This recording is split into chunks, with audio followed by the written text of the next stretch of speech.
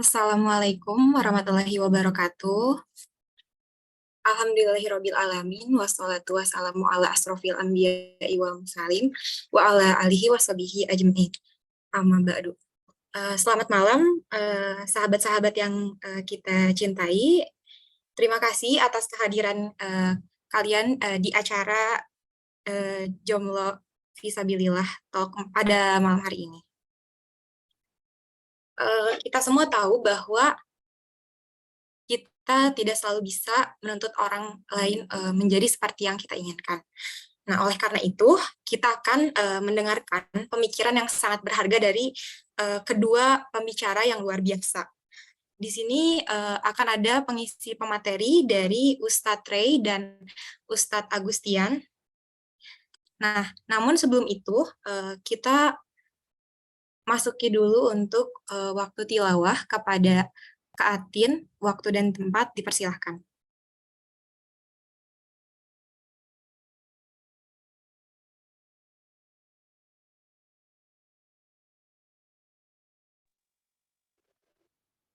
A'udzu billahi minasyaitonir rajim. Bismillahirrahmanirrahim. La yukallifullahu nafsan illa wus'aha. Laha ma kasabat wa 'alaiha ma iktasabat. Rabbana la tu'akhidna in nasina aw akhtana. Rabbana wa la tahmil 'alaina isran kama hamaltahu 'alal ladzina min qablina. Rabbana wa la tuhammilna ma la taqata lana bih wa'fu 'anna waghfir lana warhamna anta maulana fansurna 'alal qaumil kafirin.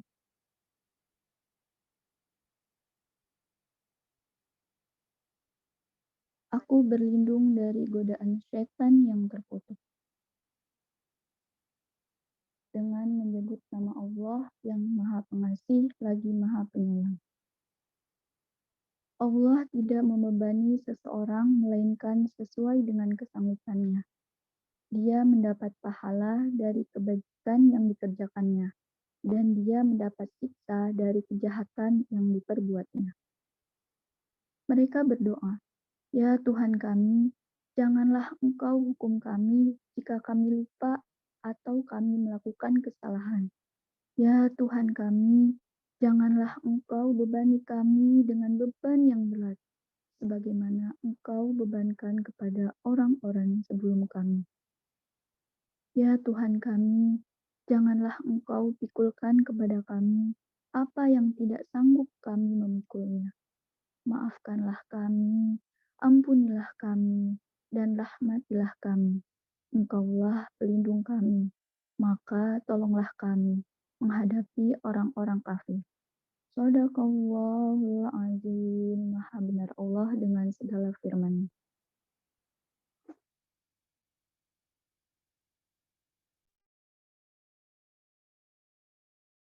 Masya Allah, jazakallah kepada Kak Anti atas tilawah yang indahnya. Sekarang, mari kita kenalkan pembicara kita terlebih dahulu. Beliau ini adalah seseorang yang sangat inspiratif tentunya, di mana keduanya adalah seorang ustadz, Masya Allah. Nah, di mana kedua ustadz ini ada Ustadz Agustian dan Ustadz Ray. Untuk Ustadz Ray sendiri itu adalah seorang Ustadz yang setahu saya adalah tinggal di kota suci Mekah, Masya Allah. Baik, terima kasih atas semua teman-teman yang telah bergabung di acara Jitalk pada malam hari ini. Mungkin tanpa berlama-lama, Kita sapa dulu kedua ustadz kita. Assalamualaikum Ustadz. Waalaikumsalam. Waalaikumsalam. Suaranya kedengeran nggak? Masya Allah, sudah terdengar Ustadz. Afwan, sangat menarik sekali pada malam hari ini karena kedua pembicara dari Jitok sendiri yang awalnya Jitok biasanya dihuni oleh satu orang influencer atau Ustadz. Alhamdulillah pada malam hari ini double kill langsung oleh kedua Ustadz. Kepada kedua Ustadz sekalian, saya selaku MC memberi tempat dan waktu. Terima kasih. Bismillahirrahmanirrahim. Assalamualaikum warahmatullahi wabarakatuh. Alhamdulillahirrabbilalamin. Wassalatu wassalamu ala asrafil anbiya wal mursalin wa ala alihi wa sahbihi ajma'in amma ba'd. Marilah kita semua panjatkan puji syukur kehadirat Allah Subhanahu wa Ta'ala yang telah melimpahkan rahmatnya kepada kita. Berkat ridhonya kita dapat berkumpul di malam ini dalam keadaan sehat walafiat untuk menghadiri acara Jovisa. Alhamdulillah. Perkenalkan di sebelah saya adalah Ustadz Afan. Assalamualaikum. Perkenalkan diri Ustadz. Waalaikumsalam warahmatullahi wabarakatuh, Ustadz Afwan. Iya, alhamdulillah. Perkenalkan, nama saya Agustian Afan, bisa dipanggil Ustadz Afan. Alhamdulillah rabbil alamin, nahmadu wa nasta'inu wa nastaghfiruh wa na'udzu billahi min shururi anfusina wa min sayyiati a'malina. May yahdihillahu fala mudilla lahu wa may yudlilhu fala hadiya lahu. Asyhadu an la ilaha illallah wahdahu la syarika lahu wa asyhadu anna Muhammadan 'abduhu wa rasuluh. Allahumma shalli wa sallim ala nabiyyina Muhammad wa ala alihi wa ashabihi wa man tabi'ahum ila yaumiddin amma ba'd. Alhamdulillah, para teman-teman sahabat Jovisa, alhamdulillah kita bisa berkumpul bertemu di waktu yang sama, dan insya Allah dengan Zoom ini kita bisa saling menasihati wa tawassaw bil haq wa tawassaw bis sabr. Alhamdulillah, insya Allah saya dengan Ustaz Ray bersahabat dan menjadikan kita menjadi orang-orang yang insya Allah sama-sama bermanfaat untuk dunia wal akhirah. Mungkin itu. Terima kasih, jazakumullah khair untuk perkenalannya.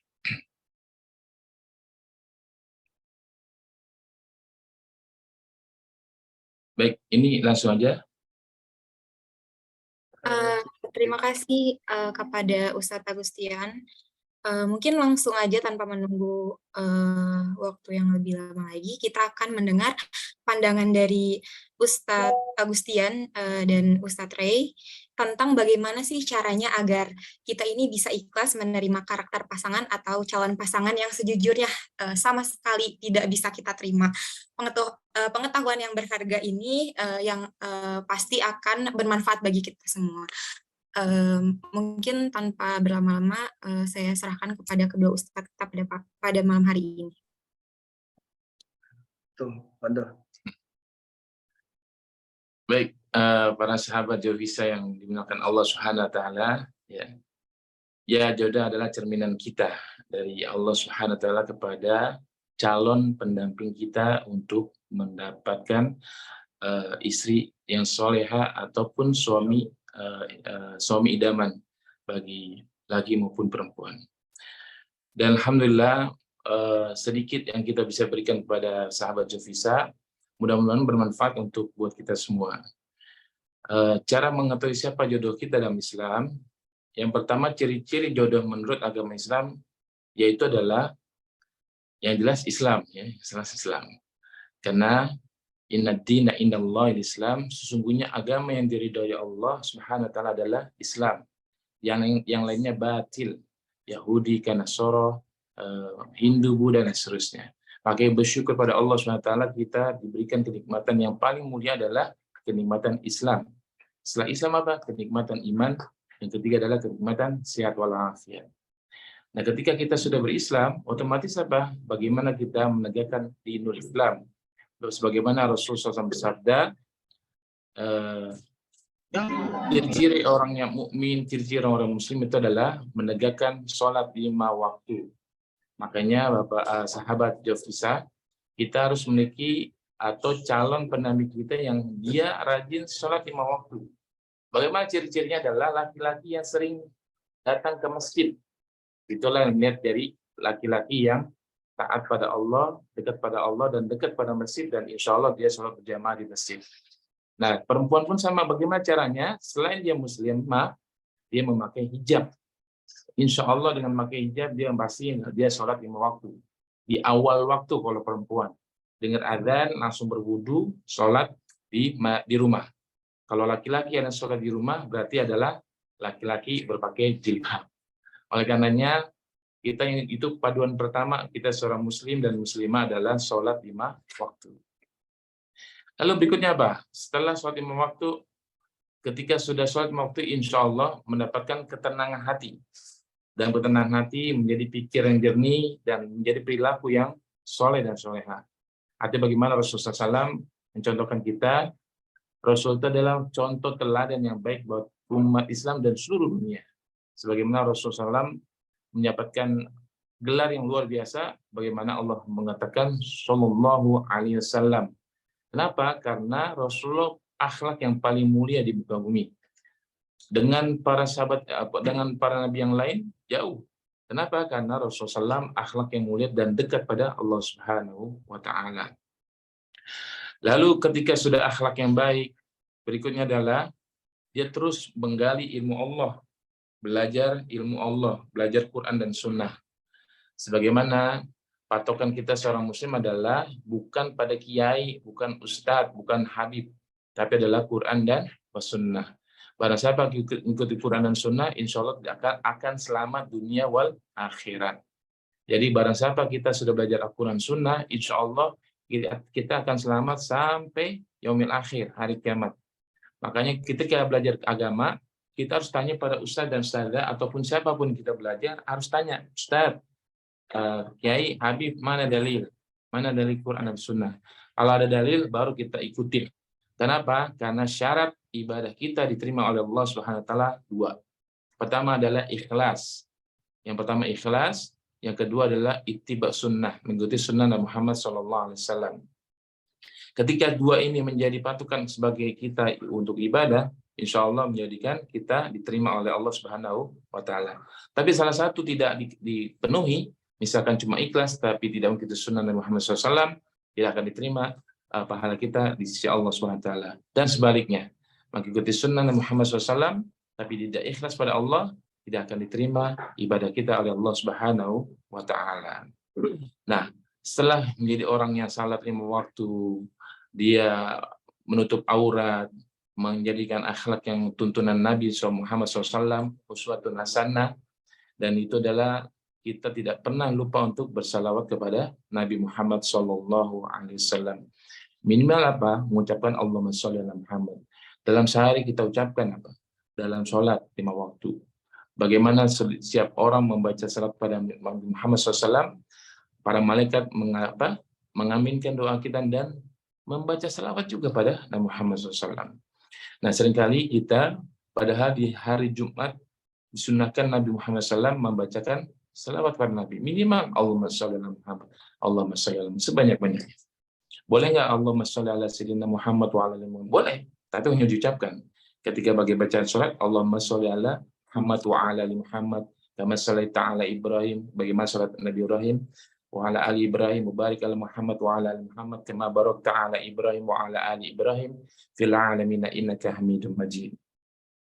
Dan ini adalah ciri-ciri kita mendapatkan jodoh laki maupun perempuan, ikhwan atau akhwat, yang menjadikan jodoh-jodoh yang diteladani oleh Rasulullah SAW.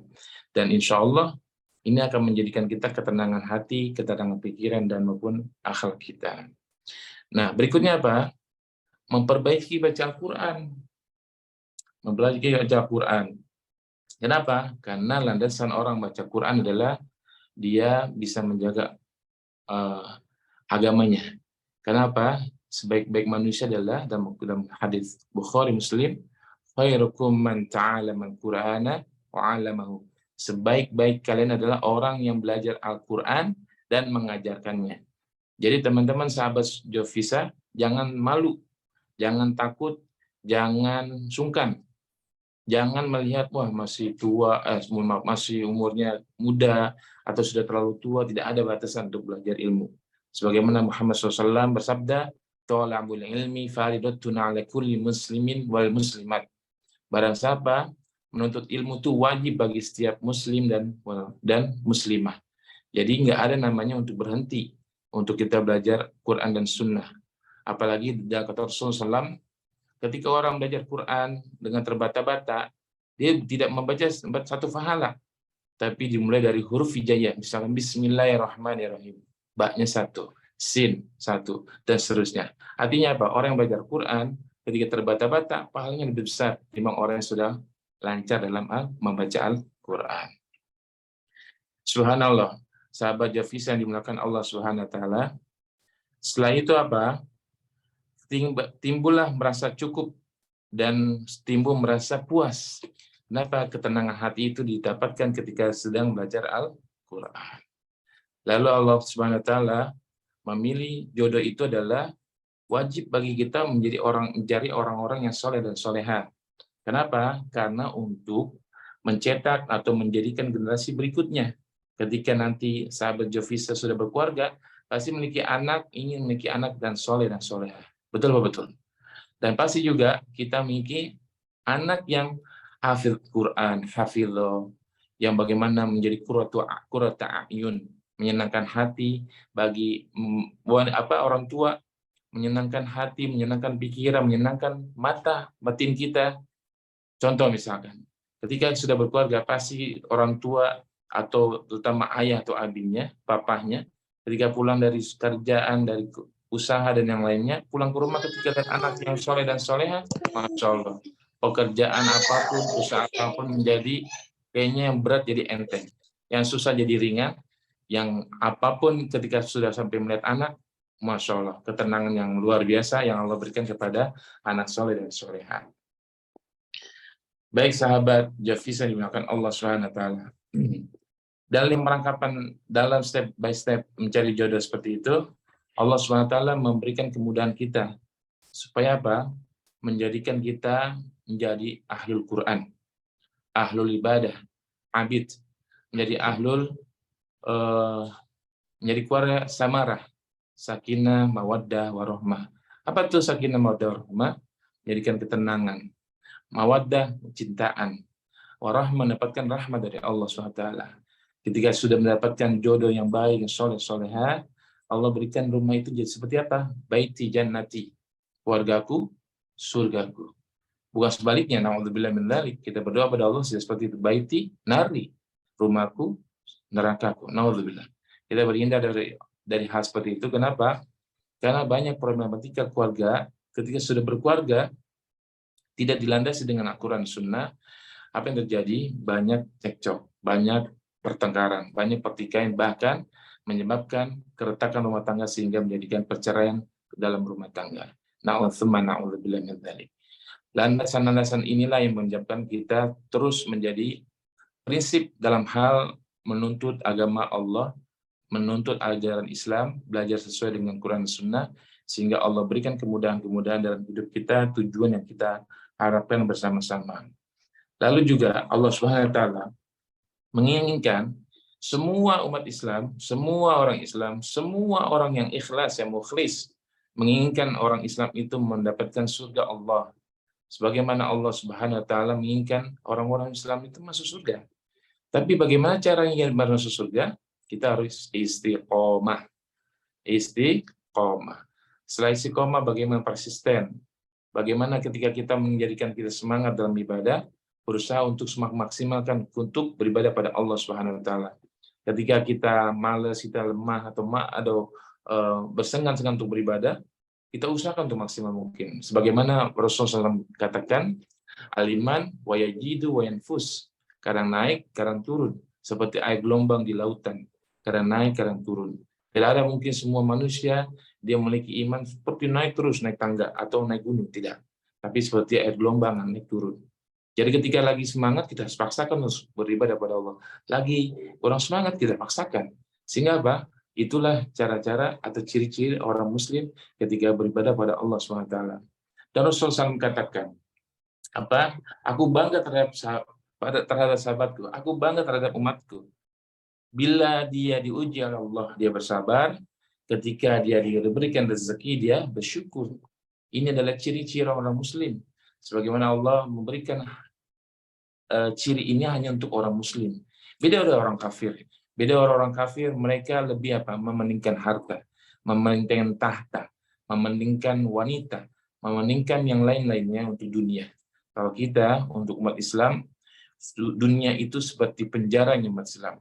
Tapi di akhirat, surga adalah tujuan kita bersama-sama untuk mendapatkan ridha Allah Subhanahu wa Ta'ala. Mudah-mudahan dari ini semua yang kita harapkan mendapatkan jodoh yang baik sesuai dengan Quran dan Sunnah, dan tujuan kita mendapatkan ridha Allah Subhanahu wa Ta'ala. Insya Allah saya seyakin-yakinnya dengan kita istiqomah, konsisten, persisten, dengan seriusan kita, yang terakhir adalah berdoa kepada Allah Subhanahu wa Ta'ala. Sebagaimana orang sudah berikhtiar, bertawakal pada Allah, tidak berdoa pada Allah, sama juga seperti orang yang sombong. Sebagaimana banyak kisah-kisah dalam Quran, ya, Quran itu banyak kisah-kisah, hampir 60% dalam Quran ini tentang kisah-kisah sejarah zaman Nabi Adam sampai Nabi Muhammad SAW.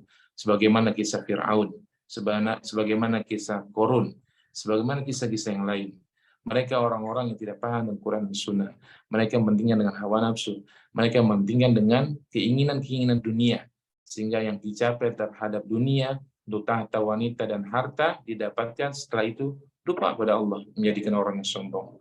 Dan dia lupa bahwasanya sesungguhnya apa yang didapatkan, apa yang diterima oleh Allah SWT, semuanya adalah titipan dari Allah Subhanahu wa Ta'ala. Makanya ingat, ketika orang dalam bepergian meninggalkan dunia, apa yang kita ucapkan? Inna lillahi wa inna ilaihi raji'un. Sesungguhnya semua milik Allah Subhanahu wa Ta'ala, dan semuanya akan kembali kepada Allah Subhanahu wa Ta'ala. Apapun itu. Harta itu, harta, anak, ya, istri, suami, orang tua, rumah, kendaraan, dan yang lainnya. Semuanya akan Allah ambil. Kapan waktunya? Wallahu a'lam bishawab. Hanya Allah yang tahu. Bahkan para malaikat, para sahabat, para nabi, semua tidak ada yang tahu. Hanya Allah yang tahu bagaimana rezeki, jodoh, maupun kematian. Hanya Allah yang maha mengetahui semua qadarullah, atas kehendaknya Allah Subhanahu wa Ta'ala. Oleh karenanya, sahabat Jafisa, teruslah kita bersemangat untuk beribadah pada Allah, belajar menuntut ilmu Allah, ya, bagaimana tadi saya ingatkan, inna dina indallah Islam. Sehingga apa? Tujuan dan mampu yang kita harapkan itu terlaksana, dan kita berharap pada Allah SWT, dan kita menjadikan orang-orang yang mukhlis, yaitu adalah orang yang ikhlas. Dan terus kita ingin mendapatkan istri ataupun suami yang soleh dan solehah, dengan jangan lupa untuk apa? Di malam hari untuk sholat istikharah. Minta petunjuk. Ustaz, bagaimana kalau sholat istikharah tapi belum ada petunjuk, belum ada tanda-tanda, belum ada kekuatan hati? Terus minta sama Allah. Mungkin dengan kita istikharah, ada dosa-dosa kita yang belum kita beristighfar sama Allah. Tadi sholatnya belum 5 waktu, tapi sudah sunnah. Harusnya yang kita lakukan adalah kewajiban dahulu baru sholat sunnah. Kewajiban dahulu baru sunnah-sunnah yang lain. Ketika sholat 5 waktu kewajiban sudah dilaksana, baru yang sunnah. Sholat sunnah istikharah, sholat tahajud, sholat duha, sholat tobat, dan seterusnya. Maupun zikir-zikir pagi petang, maupun baca Quran, itu sunnah-sunnah. Tapi kewajiban yang harus kita lakukan adalah kita sholat 5 waktu di awal waktu untuk perempuan, di awal waktu untuk berjamaah di masjid untuk laki-laki, dan menjadikan kita orang-orang yang soleh dan solehah. Amin ya rabbal alamin. Barakallahu fikum jami'an. Mudah-mudahan sedikit yang kita sampaikan kepada antum wa antumna, para sahabat Jovisa yang dimuliakan Allah SWT, bermanfaat untuk kita semua, khususnya untuk saya pribadi dan Ustaz Ray, maupun para sahabat semua yang ada di sahabat Jovisa. Mudah-mudahan sedikit yang kita sampaikan menjadikan kita terus untuk belajar dengan sungguh-sungguh, karena ilmu itu tidak ada batasan. Kapanpun kita bertemu, kapanpun di mana kita belajar, maupun di kondisi di rumah, di masjid, di hotel, di lautan, di pegunungan, dimanapun kita berada, ilmu Allah sangat luas. Sebagaimana kita belajar ilmu agama Allah seperti air di lautan. Ketika kita masukkan jari di dalam lautan itu, kita angkat jari, akan tertetes air itu, terasa ilmu itu hanya kita sedikit yang kita dapatkan dari Allah SWT, padahal ilmu Allah sangat luas. Nah, bagaimana cara mendapatkan ilmu Allah SWT dengan mudah? Banyak istighfar pada Allah, minta ampun pada Allah, supaya apa? Terbukalah cakrawala ataupun khazanah keilmuan kita untuk menjadi orang yang muttaqin. Bagaimana Rasulullah SAW berdoa pada Allah SWT, Allahumma faqihni fiddin. Allahumma faqihni fiddin. Ya Allah, berikanlah kemudahan untuk menjadi orang yang faqih, orang yang fasih, orang yang taat padamu, dan Allah mengabulkan doa-doa orang yang mukhlis. Lalu Rasulullah SAW berdoa juga apa? Ya muqallibal qulub, tsabbit qalbi ala dinik. Ya muqallibal qulub, wahai zat yang membolak-balikkan hati, tegakkanlah hatiku dilurusin jalannya Allah. Sebagaimana cobaan kita di luar sana, di sekolahan, di tempat kampus, tempat kerjaan, maupun di luar rumah kita, luar biasa. Ujian bertubi-tubi. Dari gozul basor, ya, penyerangan pemikiran, penyerangan mata, kuping, semua yang diuji sama Allah, disinilah tempat kita untuk menahan diri untuk menjadi orang sabar, bermaksiat pada Allah SWT. Tapi dengan kita beristighfar kepada Allah, yakinlah bahwasanya dosa-dosa kita dihapuskan oleh Allah Subhanahu wa Ta'ala. Itu harus yakin. Kenapa? Kalau tidak yakin, bahwasanya akan menjadikan dibisikkan oleh syaitan keraguan-keraguan terhadap Islam, keraguan-keraguan dalam Al-Quran, keraguan-keraguan dalam ibadah, dan seterusnya. Sehingga apa? Ibadah kita tidak menjadikan tenang. Ibadah kita menjadikan tidak enak, ibadah kita menjadikan tidak tentram. Itulah caranya syaitan setiap waktu, setiap detik, setiap menit mengganggu kita, kapanpun, dimanapun, dan siapapun. Oleh karenanya, itulah pentingnya Quran. Pentingnya kita membaca zikir pagi petang sebagai perisai sebagai perisai untuk umat Islam. Sebagaimana Rasulullah SAW sehari aja berzikir atau beristighfar pada Allah minimal 70 atau 100 kali. Nah, apakah kita sudah sampai seperti itu? Jangan-jangan tidak. Mudah-mudahan ini buat introspeksi buat kita semua. Bermuhasabah, mudah-mudahan kita menjadi orang-orang yang terus menjadikan hamba Allah yang mukhlis, tawakal, takwa, dan mendapatkan ridha Allah SWT, menggapaikan ridha Allah untuk mendapatkan, yaitu adalah rewardnya Allah SWT, yaitu surga Allah. Amin ya rabbal alamin. Barakallahu fikum jami'an. Mohon maaf apabila salah kata, ucapan, dan tingkah laku. Mohon dibuka pintu maaf sebesar-besarnya. Apabila ada pertanyaan dari para sahabat Jovisa, kami persilakan. Karena mungkin dari para sahabat Jovisa ada pertanyaan yang masih ada di ganjel di pikiran maupun di hati, diucapkan saja. Mudah-mudahan dari sinilah kita bisa sharing, ya, kita bisa tanya jawab berkaitan tentang permasalahan dalam diri kita masing-masing. Wallahu a'lam bishawab. Mungkin itu moderator yang bisa kami sampaikan. Pada moderator kami persilakan. Afwan, jazakallahu khairan katsiran Ustadz Agustian. Setelah pembicaraan dari Ustadz Agustian, kita akan membuka sesi tanya jawab. Nah, untuk rekan-rekan semua, jangan ragu untuk bertanya tentang topik yang sangat menarik ini untuk dibahas, di mana kita ingin memastikan bahwa rekan-rekan semua ini bisa memahami dengan baik. Afwan, dan Masya Allah sekali, karena sesi pemateriannya sangat jelas sekali, meskipun tidak terlalu lama, jadi ada banyak waktu untuk sesi tanya jawab kepada rekan-rekan semua. Baik, tadi sepertinya sudah ada yang raise hand. Kepada Kak Fatur, waktu dan tempat dipersilakan. Assalamualaikum warahmatullahi wabarakatuh. Afwan, permisi Ustaz, izin bertanya. Tanyanya ada 2 how, yaitu how to be qalbun salim, ya. Maksudnya gimana caranya untuk kita punya qalbun yang salim gitu. Dan yang kedua, how to know, bagaimana kita bisa tahu hati yang qalbun yang salim itu seperti apa. Mungkin begitu. pertanyaan saya. Terima kasih. Jazakumullah khairan katsiran. Jazakallah khairan katsiran. Baik Ustadz, apakah pertanyaannya dapat ditangkap Ustadz? Insya Allah. Oh, baik. Insya Allah, insya Allah. Boleh, mangga, boleh langsung dijawab saja Ustadz. Iya, siap. Tadi dengan siapa tadi? Punten? Kak Fatur Ustadz. Kak Fatur. Baik, Kak Fatur. Alhamdulillah pertanyaannya bagus banget ya.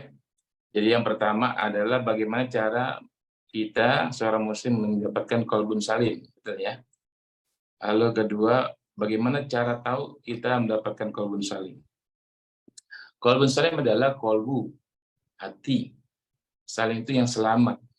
Jadi hati kita yang selamat dari Allah Subhanahu wa taala.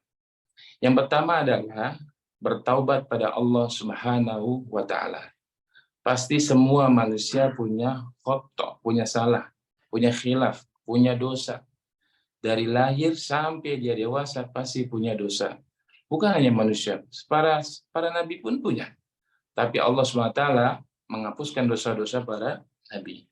Oleh karenanya, para sahabat Jovisa, ketika kita berdosa pada Allah Subhanahu wa taala, buru-buru kita bertobat pada Allah Subhanahu wa taala. Bagaimana caranya? Kebanyakan dari kita nih para remaja-remaji malu untuk mengatakan bahwasanya itu salah, bahwa bahwasanya itu benar, ya benar. Dan ketika kita melakukan salah, bertobat pada Allah, itu tadi mungkin. Ketika kita sudah sholat berjamaah di 5 waktu di masjid, terus kita tiba-tiba kita sholat berjamaah, karena kita punya halangan dan seterusnya, masih dibolehkan. Tapi ketika kita tidak sholat, nah itu menyebabkan salah satu kolbu kita, hati kita menjadi kotor. Nah, bagaimana caranya? Istighfar pada Allah, bertobat pada Allah.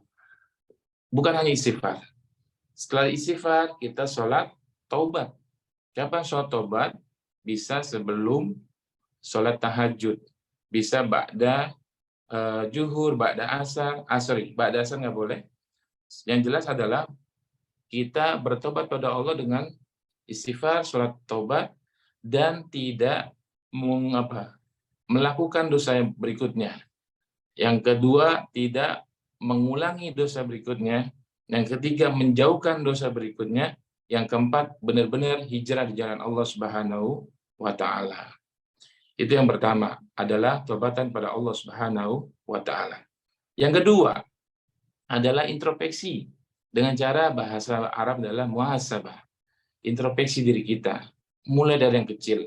Mulai dari tangan, mulai kaki, mulut, mata, kuping yang Allah ciptakan seluruh tubuh ini. Untuk apa? Mengintrospeksi diri kita. Jangan-jangan dalam sehari ini kita melakukan dosa pada Allah SWT. Misalkan, ketika kita bertemu dengan teman kita, tiba-tiba mulut ini tidak bertulang, mengucapkan dengan kasar atau menyinggung perasaan sehingga teman kita jadi sakit hati. Ataupun mata kita yang bisa melihat kebaikan tiba-tiba ada berpakaian seronok di jalanan dan seterusnya, buru-buru istighfar. Atau kuping ini mendengar orang yang gosip dengan gibahin orang, buru-buru istighfar pada Allah. Atau tangan ini melakukan yang tidak baik, bermaksiat pada Allah, dan pokoknya seluruh tubuh ini banyak-banyak untuk introspeksi diri pada Allah Subhanahu wa taala. Itu yang kedua. Pertama adalah istighfar dan tobat pada Allah, kedua introspeksi diri atau muhasabah. Yang ketiga, banyak-banyak zikir atau tadabbur Al-Qur'an. Kalau kita belum bisa baca Quran, gimana? Belajar. Mulai dari mana? Iqra, atau banyak metode-metode Al-Qur'an untuk kita belajar Al-Qur'an. Ada Utsmani, ada Albana, ada yang lain-lain, banyak sekali. Jadi nggak ada kata untuk berhenti belajar Al-Quran. Maupun dia sudah tua, maupun sudah profesor, maupun S3 dan seterusnya, tidak ada kata berhenti untuk belajar Al-Quran. Setelah kita belajar Al-Quran, kita menghafal Al-Quran. Setelah menghafal Al-Quran, baru tadabbur Al-Quran. Baca artinya. Dari surah Al-Fatihah, Al-Baqarah, ya, dan seterusnya. Coba perhatikan bagaimana Allah membuat Al-Quran ini begitu sempurna. Kenapa? Luar biasa. Kenapa Al-Quran itu luar biasa? Karena hudalin nas, petunjuk manusia. Misalkan sahabat Jovisa, ketika kita pergi keluar kota, kita mau misalkan nggak usah jauh-jauh, anggaplah ke Bandung. Tapi kita belum pernah ke Bandung. Apakah kita nyampe di zaman dulu belum ada handphone? Ya, mungkin bisa nyasar. Kenapa? Karena tidak ada petunjuk. Nah, inilah Quran, petunjuk manusia untuk apa? Kita lebih hati-hati berteman, bergaul, terus belajar, dan sehingga kita benar-benar punya bahasanya apa ya? Filter sendiri. Jadi harus bergaul dengan orang-orang yang baik, bergaul dengan orang yang soleh, bergaul dengan orang-orang yang taat pada Allah Subhanahu wa Ta'ala. Ini adalah ciri-ciri untuk menata qalbun salim. Yang keempat, menjaga kelangsungan amal soleh. Artinya apa? Ketika kita sudah beramal soleh, ujian itu pasti ada, kawan-kawan, sahabat Jovisa. Kenapa? Karena syaitan tidak akan mau berdiam diri, karena syaitan itu tidak akan ridho manusia masuk surga Allah Subhanahu wa Ta'ala. Kenapa? Karena Allah ciptakan neraka itu ya bahan bakar dari apa? Batu dan manusia. Kok bisa, Ustaz? Iya, karena batu adalah ciptaan Allah, manusia juga ciptaan Allah, dan manusianya adalah orang yang selalu merasa dirinya paling pintar, merasa dirinya paling hebat, merasa dirinya paling kuat, dan seterusnya. Inilah ciri-ciri manusia yang durhaka pada Allah Subhanahu wa Ta'ala. Oleh karenanya, ketika kita beramal soleh, sudah melakukan sholat jamaah di masjid, kita tingkatkan sholat sunnah, ba'diyah, qobliyah, duha, istiqoroh, tahajud, dan seterusnya. Nah, ini bukan buat pribadi kita, tapi buat apa? Kita menjaga, kita menjadi orang yang soleh itu adalah supaya apa? Hati kita lebih tenang, kita terhindar dari sifat-sifat yang tidak bermanfaat, sehingga apa? Kita dikuatkan dengan cara beramal soleh, dengan berzikir pada Allah Subhanahu wa Ta'ala. Yang kelima, setelah menata qalbun salim adalah tadi mengisi waktu dengan zikir. Zikirnya kapanpun, setiap detik. Orang bicara, lagi ngobrol, ketemu teman, bertemu kantor di kerjaan, bertemu saudara, berzikir, istighfar. Astagfirullahaladzim, astagfirullahaladzim, astagfirullah wa atubu ilaih, dan seterusnya.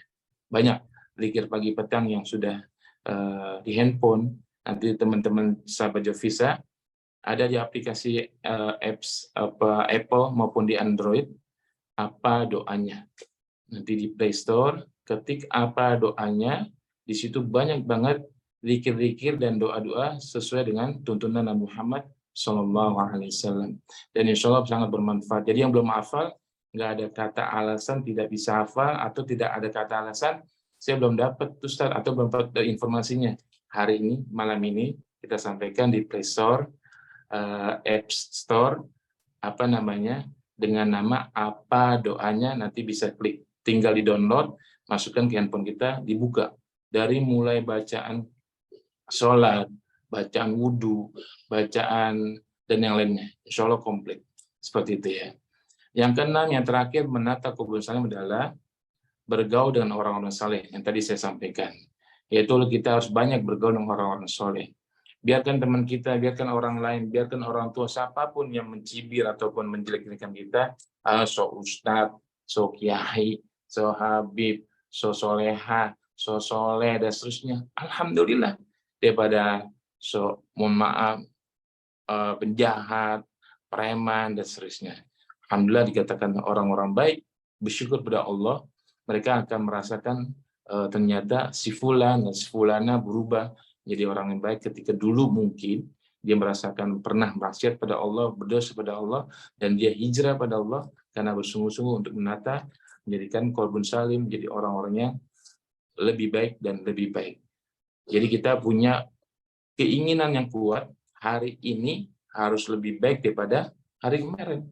Dan hari esok harus lebih baik daripada sekarang. Kenapa? Kata Rasulullah SAW, hari ini lebih baik daripada kemarin, itu beruntung. Dan hari besok lebih baik daripada sekarang, itu luar biasa. Itu ada orang-orang yang luar biasa, yang dikatakan oleh Muhammad, orang yang selamat. Tapi na'udzubillah, ketika hari ini lebih buruk daripada kemarin, jadi orang yang celaka. Dan lebih buruk daripada hari esok, na'udzubillah. Tsumma na'udzubillah min dzalik. Nah, itu adalah salah satu bagaimana tahu cara qalbun salim. Artinya apa? Ketika amalan-amalan qalbun salim kita tadi sampaikan, tiba-tiba menjadi lemah, nggak semangat, kurang gairah. Itu tadi, mungkin kita tidak mau belajar Al-Quran Sunnah. Padahal semua sudah ada tertera di handphone, sudah ada di Al-Quran, sudah ada di masjid-masjid, sudah ada di masjid taklim, sudah ada di tempat-tempat orang yang mereka membuat raudhah-raudhah. Apa itu raudhah? Taman-taman surga. Bagaimana Rasulullah SAW katakan, di dunia itu seperti orang yang sedang apa? Mereka sedang bergaul dengan orang-orang soleh untuk menggapai ridha Allah dengan cara apa? Raudhah, taman-taman surga. Membuat halaqah, membuat iqoat pertemuan-temuan dengan mengkaji Al-Quran Sunnah, belajar Quran, belajar hadis, belajar bahasa Arab, belajar semua tentang agama Allah Subhanahu wa Ta'ala. Mungkin itu yang kita sampaikan terhadap pertanyaan dari Kak Fatur ya. Mungkin itu Pak moderator. Jazakallah khairan.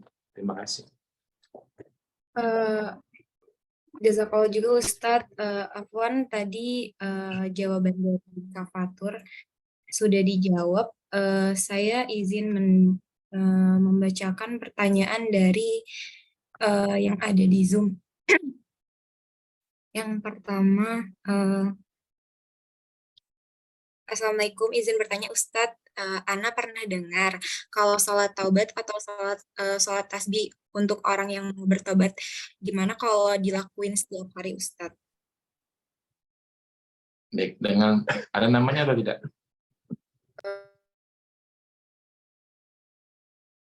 Enggak ada namanya ya? Yang bertanya siapa? Yang bertanya tadi siapa? Halo? Oke. Dicari dulu ya Ustadz yang bertanya tadi. Lewat chat. Oh, kelewat? Chat. Oh, chat aja. Baik. Ya, untuk kita menjaga untuk sholat sunnah tasbih ataupun sholat sunnah taubat, dibolehkan saja. Tapi jangan sampai memberatkan kita. Artinya apa? Yang terpenting dalam hal prioritas ibadah adalah kewajiban yang pertama. Kalau kewajiban tidak dilakukan, padahal lebih penting sunnah, nah itu kebalik pemahamannya. Yang pertama adalah kita harus kewajiban yang pertama. Kalau sudah kewajiban, baru kita tambahkan dengan sunnah-sunnah tadi. Kalau insya Allah dengan kewajiban sudah ringan, insya Allah sholat-sholat sunnah akan ringan. Kenapa? Karena kewajiban sudah dijalankan. Dan yang ketika sholat sunnah tadi, sholat tasbih, sholat sunnah, taubat itu dilakukan, tidak memberatkan kita, jadi beban, silakan. Dan itu lebih baik. Kenapa? Karena kita bertobat pada Allah setiap kapanpun. Supaya apa? Biar Allah memberikan kita kemudahan untuk menjadikan orang yang terus belajar Al-Quran, belajar agama sesuai dengan Quran dan Sunnah, yang bagaimana contoh Nabi Muhammad SAW. Jadi, seandainya kita sudah menjadikan itu dawam, kebiasaan, dan biasaan itu menjadikan kita kenyamanan, keenakan dalam hal ibadah, silakan. Tapi bukan jadikan sholat sunnah itu menjadi beban atau membuat kita jadi, kok kayaknya jadi orang Islam kok berat banget ya, sholat ini, jangan. Dan ini salah satu mengapa umat Islam itu berat dalam hal ibadah, karena ilmu yang kurang. Ilmu itu penting, sahabat Jovisa. Kenapa Allah akan mengangkat derajat orang yang berilmu timbang orang yang tidak berilmu? Kenapa? Jadi ketika kita beribadah, bukan mengikuti ustadz, bukan mengikuti kiai, habib, siapapun. Tapi apa kata Nabi? Solu kama ra'aitumuni sholli. Sholatlah kamu sebagaimana aku sholat. Bagaimana Rasulullah SAW sholat, ketika wudhu, ketika sholat takbir, takbiratul ihram, sedekah, ruku, sujud, dan seterusnya, semuanya ada tuntunan. Bagaimana tuntunannya ada di buku maupun di doa tadi yang di-download ya oleh kita bersama-sama. Jadi itu ingat, di-download dan lupa, bukan saya promosi, tapi bermanfaat insya Allah. Di App Store ataupun Play Store di Android, dengan apa doanya, tinggal download, nanti teman-teman bisa belajar di rumah masing-masing dengan handphonenya masing-masing. Mungkin itu moderator.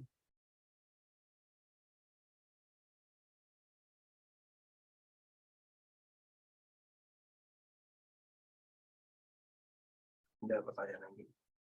Ada pertanyaan lagi? Oh, masih banyak sekali. Masya Allah, Ustadz ini sangat membludak sekali pertanyaannya. Jawabnya Ya, Oh, iya, iya. ya Baik. Ustadz, Jawabnya sangat-sangat kepanjangan menarik ya, ya. moderator ya. Nah, insya Allah mungkin bisa langsung ini aja Ustadz Oh, tapi Masya Allah itu juga udah sangat sangat super singkat. Saya izin membacakan lagi. Saya sekarang sedang menjalankan ta'aruf dengan seseorang yang umurnya beda 8 tahun.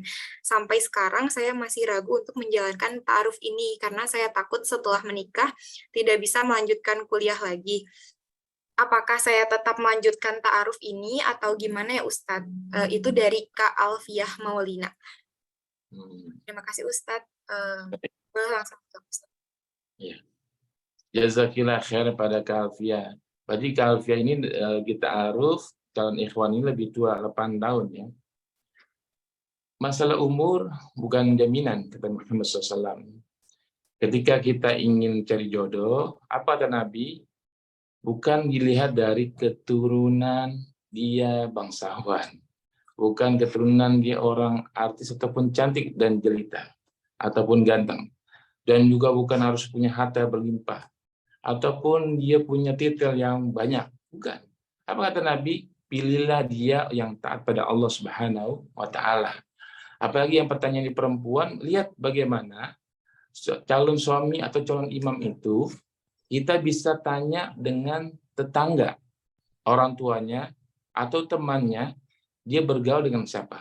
Insya Allah kalau dia bergaul dengan orang soleh dan dia taat pada Allah dengan masjid, insya Allah kita istiqomah pada Allah, tunjukkan ketetapan hati, yakinlah bahwasanya ketika ada yang melamar orang yang soleh, tidak boleh kita ya tidak boleh namanya kita menunda ataupun menolak, karena itu adalah jodoh dari Allah Subhanahu wa taala.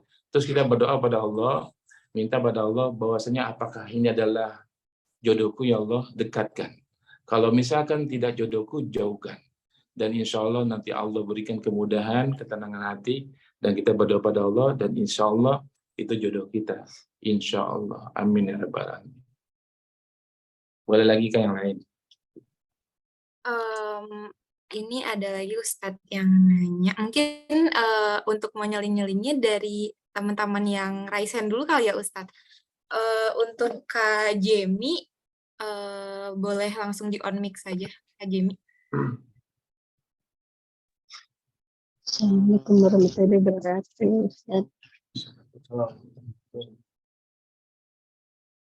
Ini izin bertanya. Ini kan saya kan di luar negeri gitu, tidak mudah untuk sholat tepat waktu karena ada tanggung jawab gitu. Jaga pasien juga harus standby 24 jam gitu. Karena nggak pakai pempes gitu ya. Terus gimana ya? Ya paling yang beberapa aja yang sholatnya tepat waktu gitu, paling subuh gitu. Gimana menyikapinya ya Ustaz? Terima kasih Ustaz. Baik. Ya, Ibu ya. Ya, alhamdulillah Ibu. Berarti dengar ya bahasa saya tadi di awal. Alhamdulillah, mudah-mudahan bermanfaat buat Ibu dan semuanya. Sahabat Jovisa, mohon maaf. Sahabat Jovisa, berkaitan tentang sholat adalah kewajiban. Tapi untuk kita bekerja, mendapatkan maisha, untuk mendapatkan harta yang halal adalah kewajiban buat kita, terutama adalah laki-laki. Tapi ketika perempuan bekerja, itu sebenarnya tidak disunahkan. Tapi hanya membantu suami untuk meringankan, meringankan dalam hal kewajiban suami untuk mendapatkan rezeki dari Allah Subhanahu wa taala. Tapi ketika ibu ini adalah darurat, punten misalkan ya, ibu adalah seorang kepala rumah tangga, artinya mungkin suami tidak ada ataupun suami sudah tidak meninggalkan kita, dan ibu adalah seorang yang bisa membantu anak-anak ibu untuk kelangsungan hidup, untuk makan, pendidikan, kesehatan, dan seterusnya. Nah itu buat kewajiban ibu bisa dibolehkan saja. Tapi ketika ibu bekerja di luar negeri, terus tiba-tiba ibu tidak bisa di awal waktu, Bagaimana Ustaz? Dibolehkan. Tapi kalau misalkan kita bisa ada waktu yang kira-kira ini bisa nih waktu saya bisa di awal waktu. Tapi kalau misalnya nggak bisa di awal waktu, ya mungkin dibolehkan. Tapi kalau misalkan Ibu bisa memanage waktu itu, kira-kira nih sebentar lagi mau adzan, saya sholat dulu. Tapi kalau misalnya lagi ketemu pasien, otomatis kita kewajiban membantu pasien untuk lebih dahulu. Jadi insya Allah Bu, yang penting Ibu sudah niatkan pada Allah SWT biar bisa sholat di awal waktu.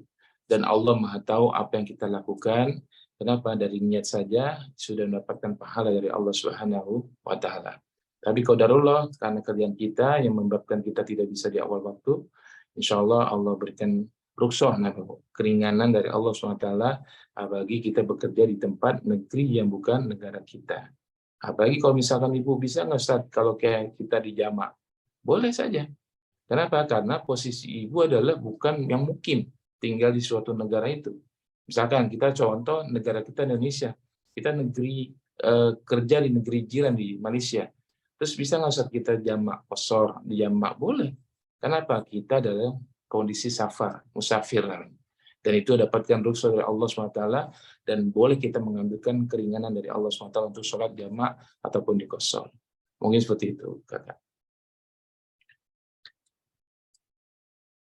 Terima kasih banyak Ustaz. 3 hari ya Bu ya. Amal mungkin. Ada lagi Kak? Boleh kepada Kak Siti Aisyah, dipersilahkan. Baik, terima kasih Kak Vidi. Sebelumnya afwan ya, saya nggak bisa on cam. Assalamualaikum Ustadz, izin bertanya. Waalaikumsalam.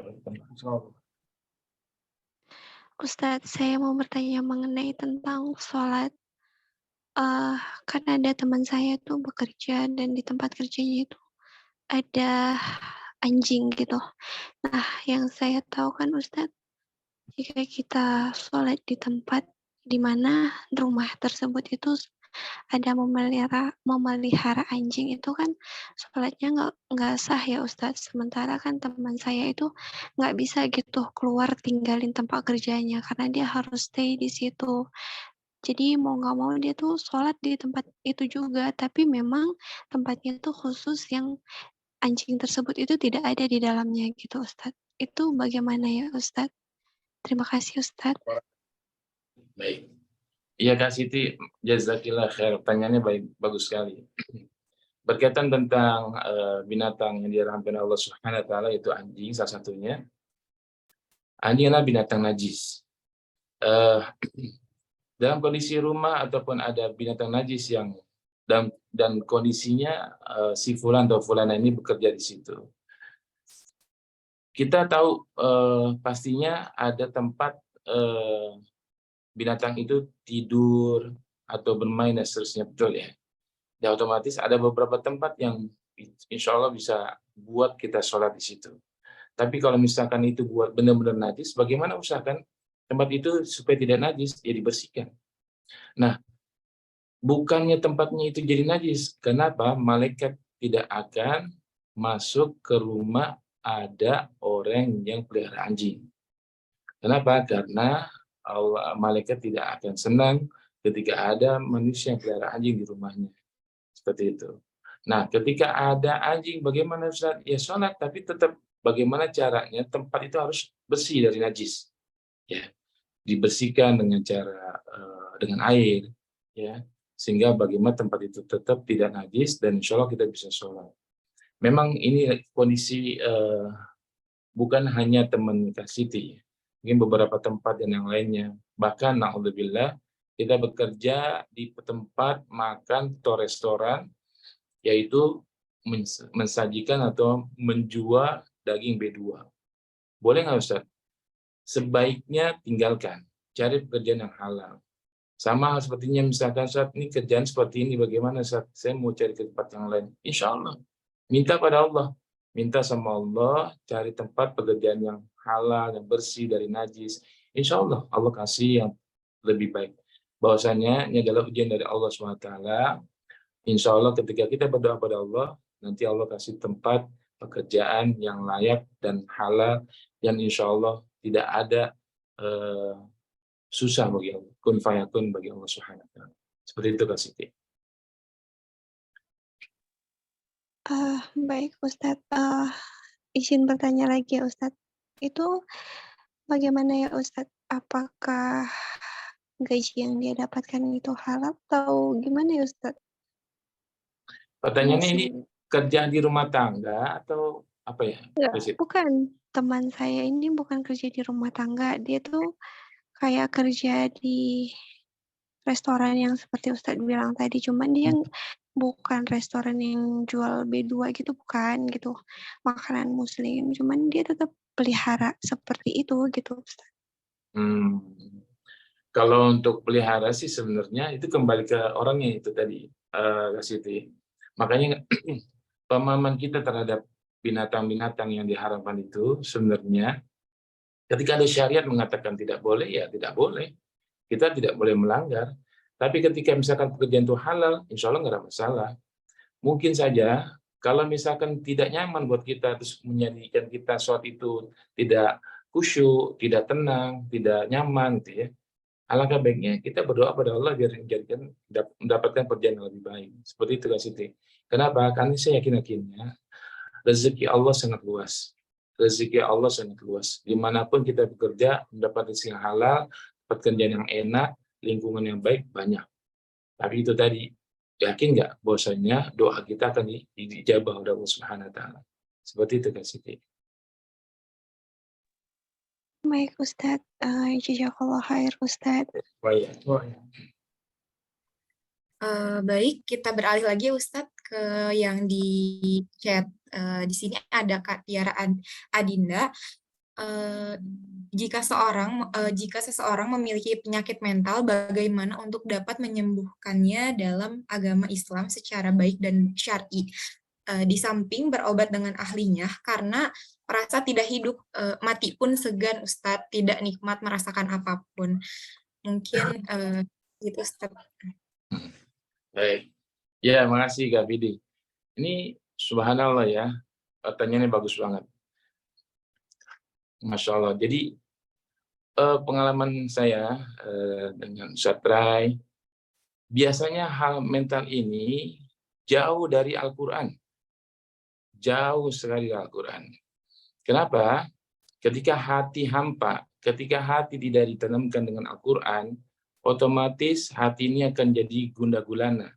Atau seperti hidup tidak mau, mati pun segan. Apa? Hidup segan, mati pun tak mau. Seperti buah semalakama gitu kan. Karena itu tadi, hatinya tidak ditanamkan Al-Quran. Seandainya dia introspeksi tadi kita sampaikan di awal, ya kan? Muhasabah, berteman dengan orang soleh. Ketika kita salah, minum tangan kiri pasti diingetin. Antum nah salah, minum tangan kiri. Oh ya, astagfirullah, pakai tangan kanan. Inilah kata Imam Syafi'i. Ketika kita bergaul, bertemu dengan orang yang soleh dan soleha, ikat, kencang, rapatkan. Kalau bisa apa? Dekatkan dia, jangan dijauhkan. Kenapa? Ini hanya orang-orang yang benar-benar beriman pada Allah, yang saling mengingatkan kepada yang hak itu hak, yang benar itu benar, salah itu salah. Dan yakin-yakinnya orang seperti ini, kondisi seperti ini adalah jauh dari Al-Quran. Dan coba diterapi dengan cara ruqyah, Kak Fidi. Ruqyah syariah yang bagaimana Rasulullah SAW katakan dengan bacaan ayat suci Al-Quran dan doa-doa Nabi Muhammad SAW. Insya Allah, saya yakin-yakinnya sering diruqyah, insya Allah nanti akan ada perubahan dan dia banyak introspeksi dan belajar Al-Quran dan menyesali apa yang dilakukan dosa-dosa sebelumnya. Seperti itu. Wallahu a'lam bishawab.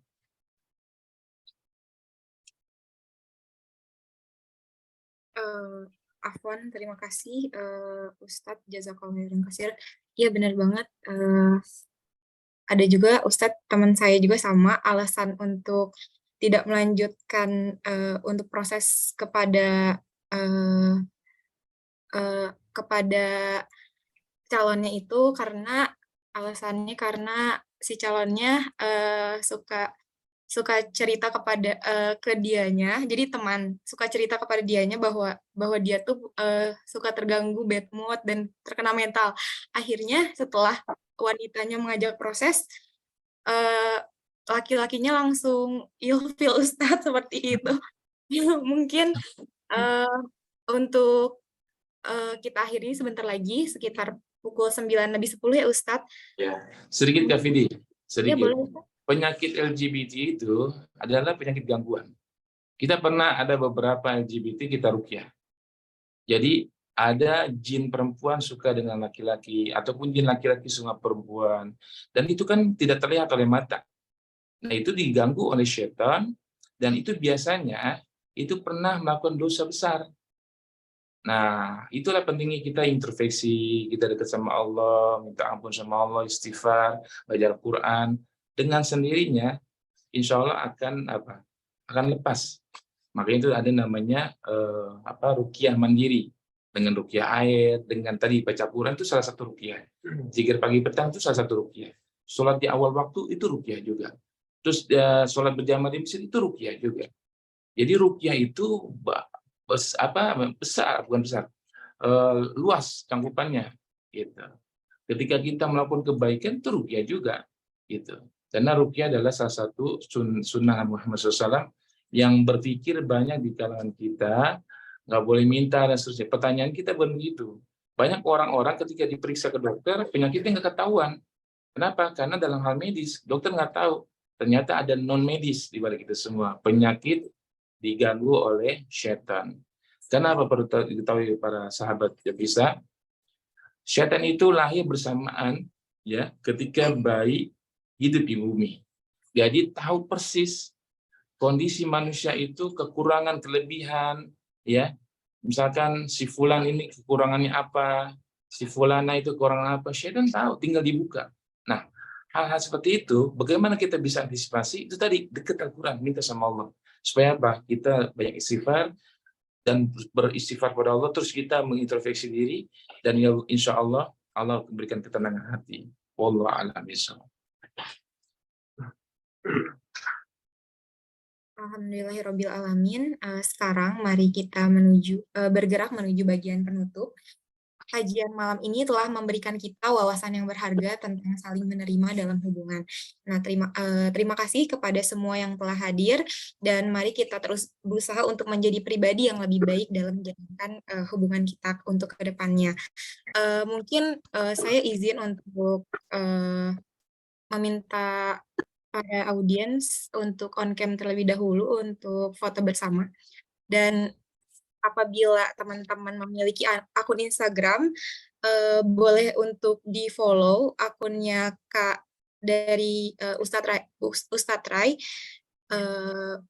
Bahwasannya di situ sangat banyak sekali konten-konten yang sangat bermanfaat, dan pastinya Masya Allah sekali, Ustadz Rai ini sudah sangat, kelihatannya sudah sangat populer ya di kalangan Instagram, ya di kalangan Instagram dan juga platform lainnya. Dan mungkin Ustadz Agustian ada sedikit intermezzo untuk promosi Ustadz. Saya dari tadi sedikit agak ini ya Ustadz salah fokus, karena di sini bacaan dari nama Zoom-nya itu MH Tour and Travel gitu mungkin Ustadz. Oh ya, belum diganti.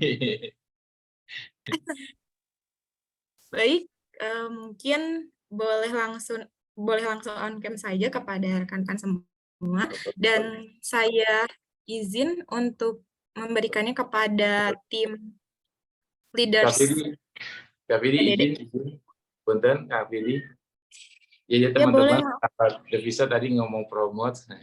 Saya sampaikan ketika ada teman-teman yang mau beli motor, mobil, second syariah tanpa riba, jadi insya Allah bisa sama saya. Nanti bisa masa trade juga.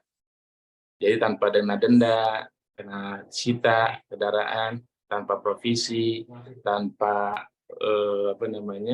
penalti, insya Allah kita mendapatkan kendaraan yang benar-benar dijaga dari Allah SWT dari anti riba seperti itu. Nanti bisa DM ke Ustadz Ray seperti itu Kak Fidi dan teman-teman sahabat Jovisa. Terima kasih sebelumnya, jazakumullah khair. Baik, terima kasih Ustadz Agustian. Ya benar sekali di mana yang kita ketahui selain rumah ya Ustadz sekarang banyak sekali barang-barang yang mulai memasuki tahap yang sangat disyarikan. Kepada rekan-rekan semua, boleh banget untuk on cam. Masya Allah sekali, terima kasih kepada Uhti Filah dan Ikhwan dan para Ikhwan sekalian. Oh iya Kak Fidi, sedikit lagi. Kalau misalkan mungkin waktunya kurang cukup, misalnya terbatas, bisa di DM aja nanti mungkin pertanyaan-pertanyaan yang mungkin teman-teman masih ada yang belum tersampaikan. Seperti itu. Ya, Masya Allah sekali.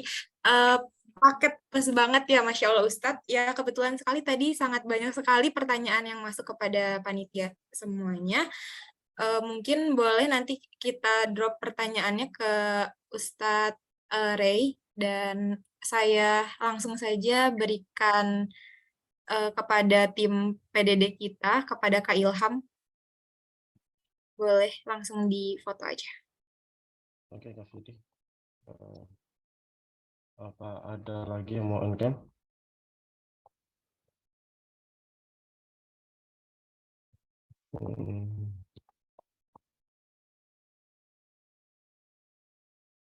Karena sudah nggak ada lagi, mari kita mulai ya.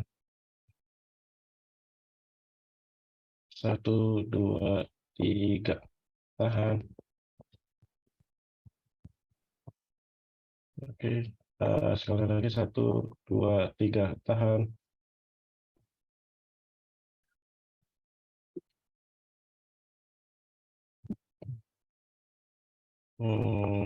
Oke, Kak Fidi sudah. Baik, terima kasih kepada Kak Ilham dan Afwan. Terima kasih juga kepada kedua Ustadz kita pada malam hari ini. Insya Allah Ustadz, terima kasih atas semua wejangannya di majelis forum kajian ilmu pada hari ini. Dan untuk para leaders Jovisa yang telah bergabung, terima kasih. Dan insya Allah kita akan bertemu lagi di kajian mingguan J-Talk pada minggu pekan depan.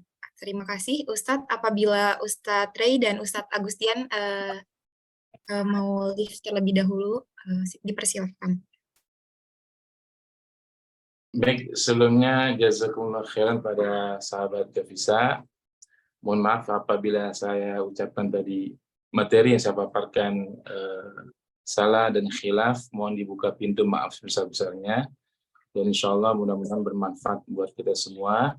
Dan insya Allah mudah-mudahan sahabat Jovisa dan pengurus maupun leader-leader yang lain tetap istiqomah untuk menjadikan komunitas ini komunitas yang untuk menggali, belajar ilmu agama Allah Subhanahu wa Ta'ala. Karena yang penting adalah istiqomah yang paling berat. Yang kedua, insya Allah mudah-mudahan kalau Allah berikan kemudahan buat kita, mudah-mudahan ada waktu di lain waktu kita bahas lebih kepada spesifik dengan tema apakah berkaitan tentang riba dan seterusnya, ataupun tentang ruqyah.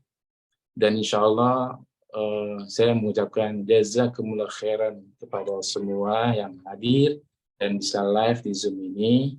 Mudah-mudahan Allah mengampunkan dosa-dosa kita, diberikan kemudahan untuk belajar agama Allah, dan diberikan kemudahan dalam mendapatkan rezeki yang halal dan berkah, dan menjadikan keluarga sakinah mawaddah warahmah, dan mendapatkan jodoh yang soleh dan ataupun soleha.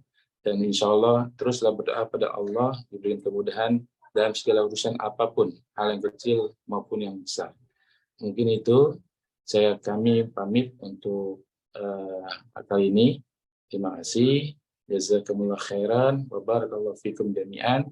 Assalamualaikum warahmatullahi wabarakatuh.